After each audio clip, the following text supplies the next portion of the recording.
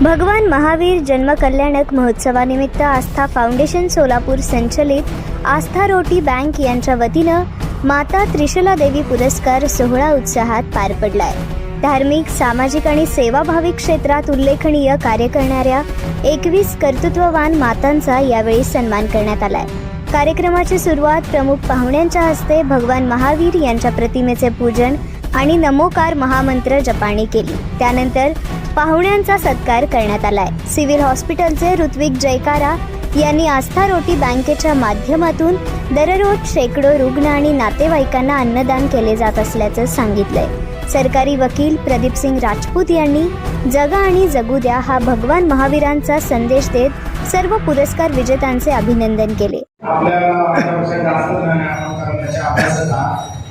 तर त्या स्वप्नांचा अर्थ असा होता की त्यांच्या पोटी भगवान जन्मणार।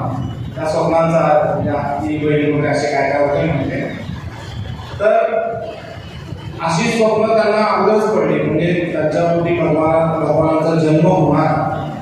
आणि माता त्रिशूला देवीचं वैशिष्ट्य म्हणजे मातृत्व असेल, पवित्रता असेल, याच्यामध्ये या जगामध्ये कोणीही त्यांचा हात धरू शकत नाही असे ते पवित्र त्यामुळे भगवान होता असं आपण म्हणावं लागेल। आपल्याला याच्यातून बोध असा घ्यावा लागेल की आपण त्यांचं अनुकरण या ठिकाणी केलं पाहिजे। आपण पण आपलं मातृत्व जपलं पाहिजे, आपण सुद्धा पवित्र राहायला पाहिजे।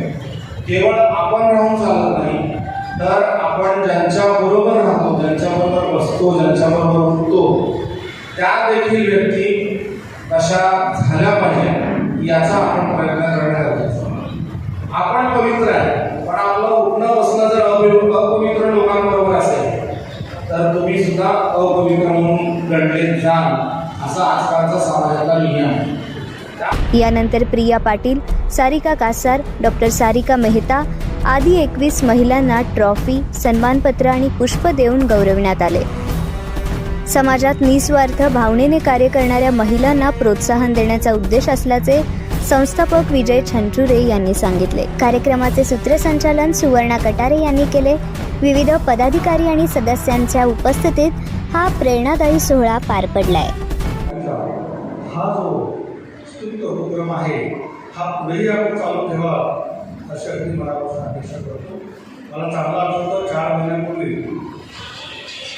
संचुरांनी मला अशा एका बोलायला बोलवलं होतं, असं मला पाठीमागे तेव्हाही या समाजामध्ये आदर्श शिक्षक आणि शिक्षिका यांचा पुरस्कार झालेला होता। भोसलेच्या त्या ठिकाणी होते, खूप छान वाटलं। कोणतंही जास्त आर्थिक अडथळा नसता संचुरीचे काम करत आहे, त्यांचं तर माझ्यावर खूप जास्त उपकार आहे असं मी मनोमन मान्य करतो, या ठिकाणी कबुली देतो। कारण माझे जे रुग्ण आहेत ते 3 जिल्ह्यातून 2 राज्यातील कुठे ॲडमिट असतात, जवळजवळ 700 ते 750 रुग्ण ठिकाणी ॲडमिट असतात। त्याचे 2-3 नातेवाईक जर तुम्ही एका वेळी पकडले तर 1,000 रुग्ण त्या ठिकाणी रुग्ण नातेवाईक त्या ठिकाणी असतात। बरेच रुग्ण गरीब असतात, बाहेरून आलेले असतात, लांबचे असतात। पण अशा महिला रुग्णांच्या नातेवाईकांना अहोरात्रपणे इतक्या वर्षांपासून चांगल्या प्रतीचं सतत जेवण पुरवणे, वादळ असू दे, वारा असू दे, पाऊस असू दे, तरीही त्याच्यामध्ये आजपर्यंत ठेवलं पडलेलं नाही।